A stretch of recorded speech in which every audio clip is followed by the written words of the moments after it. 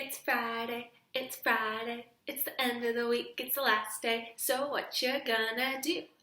Kipsters, it's on you. Well, I know that I'm gonna read a book today, and I hope that you will join me. Thank you for tuning in, spending your Friday with me, Kipsters, so that we get to learn and grow our brains at the end of the week. All right, Kipsters, we have spent so much time with this anchor chart, but we're going to take another look at it again today. We've learned that we can look at what a character thinks, says, does, and feels, and all of these things combined help us describe a character. We can put together all of the clues that we learn about a character from the words and the illustrations to tell what we've learned about that character. And that's what we're going to do today. Watch me figure out how to describe Olivia. Remember, when I'm describing a character, I'm telling what that character is like. So, from the words and the pictures, I learn a lot about our little friend, Olivia the pig. I learn she loves to dress up. I learn she's really good at building sandcastles. I can see that she's got a very active imagination at the museum. And then she's a little bit artistic, but also a little bit naughty, right? And she argues with her mom, which also backs up the fact that she's a little bit naughty. But if I were to put together all of these things, I would say that Olivia is super imaginative, she's super creative, even though she's a little bit naughty sometimes. So Kipsters, that's how I would take everything that we've learned about what Olivia says, what she does, how she feels, and put it together to really describe her in just a few words. Imaginative, creative, a little bit naughty. So today, Kipsters, we're going to finish reading Brave Irene, and by the end of the story, we'll be able to really describe and tell all about Irene. All right, let's jump in. Okay, Kipsters, so when we left off yesterday, we decided that Irene was feeling pretty lost, pretty scared. She lost the dress. She can't really see in the snowstorm. She's trying to get to the palace, or really at this point, just anywhere warm and safe. Let's keep reading.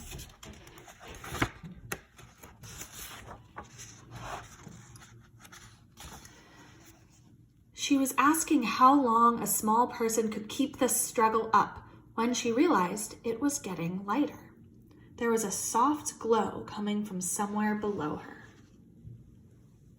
She waded toward this glow and soon was gazing down a long slope at a brightly lit mansion. It had to be the palace.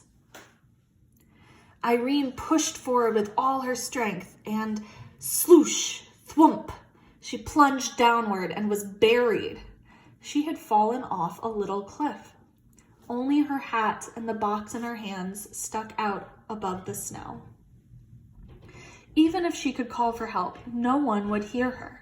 Her body shook, her teeth chattered.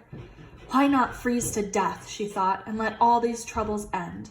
Why not? She was already buried. And never see her mother's face again? Her good mother who smelled like fresh-baked bread?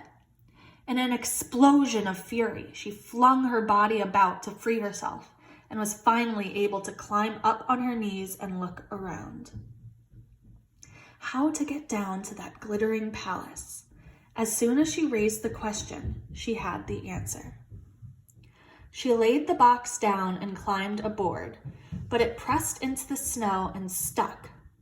She tried again, and this time, instead of climbing on, she leaped. The box shot forward like a sled.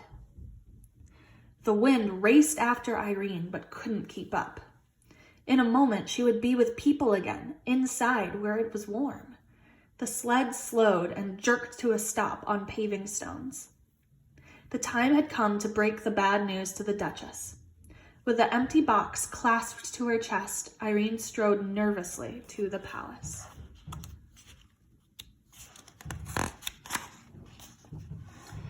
But then her feet stopped moving and her mouth fell open. She stared. Maybe this was impossible. Yet there it was, a little way off and over to the right, hugging the trunk of a tree. The beautiful ball gown. The wind was holding it there. "Mama," Irene shouted. "Mama, I found it." She managed somehow, despite the wind's meddling, to get the gown off the tree and back in its box. And in another moment, she was at the door of the palace. She knocked twice with a big brass knocker. The door opened and she burst in.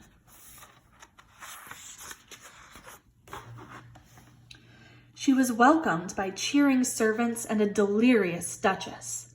They couldn't believe she had come over the mountain in such a storm, all by herself. She had to tell the whole story, every detail, and she did. Then she asked to be taken right back to her sick mother. But it was out of the question, they said. The road that ran around the mountain wouldn't be cleared till morning. "Don't fret, child," said the Duchess. "Your mother is surely sleeping now. We'll get you there first thing tomorrow." Irene was given a good dinner as she sat by the fire, the moisture steaming off her clothes. The Duchess, meanwhile, got into her freshly ironed gown before the guests began arriving in their sleighs.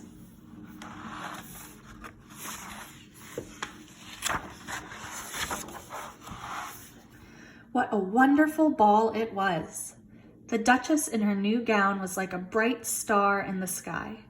Irene in her ordinary dress was radiant.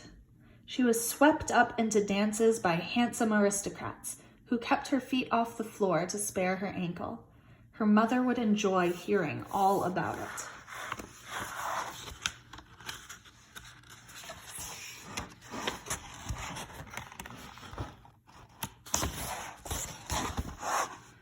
Early the next morning, when snow had long since ceased falling, Mrs. Bobbin woke from a good night's sleep feeling much improved. She hurried about and got a fire going in the cold stove. Then she went to look in on Irene. But Irene's bed was empty. She ran to the window and gazed at the white landscape. No one out there.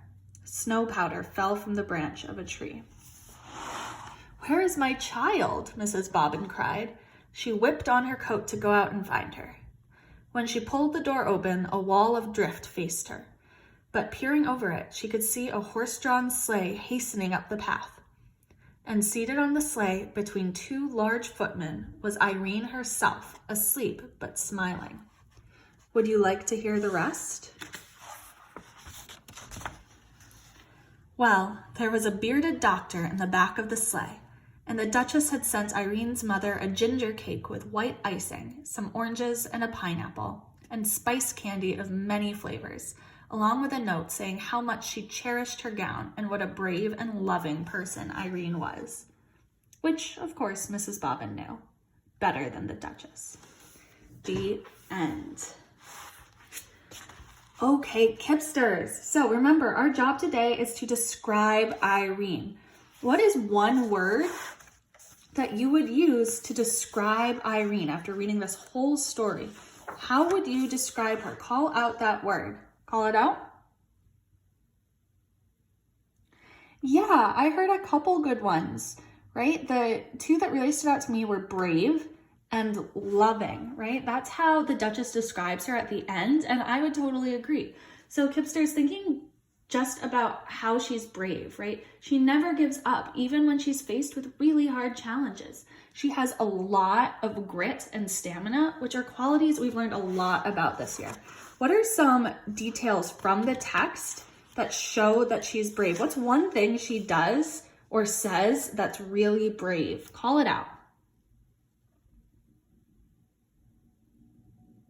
Yeah, I noticed that too. So some things that came to my mind, right here, she used the box as a sled instead of giving up when she got stuck.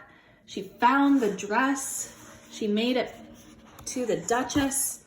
Then she made it back to her mom. She never gave up. And now Kipster's thinking about how she's loving. What's one thing that she says or does that shows how loving she is? Call it out.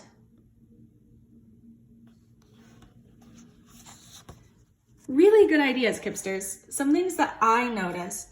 She makes her way out of the snow because she thinks about her mom and how she really wants to see her mom's face again.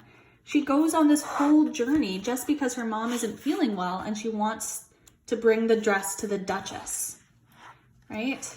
She does all of this out of love for her mom and out of caring for the Duchess, having a dress to wear for the ball. Really nice work, hipsters. So I think that based on everything Irene says and does in this book, I think we can describe her as very brave and very loving. Kipsters, thank you so much for helping me describe Irene and for reading this whole book with me. So this book is called Brave Irene, and we just talked about a lot of ways that Irene was really brave. Now it's your turn. Think of a time when you felt brave. Draw a picture with labels or write a story about that time when you were brave.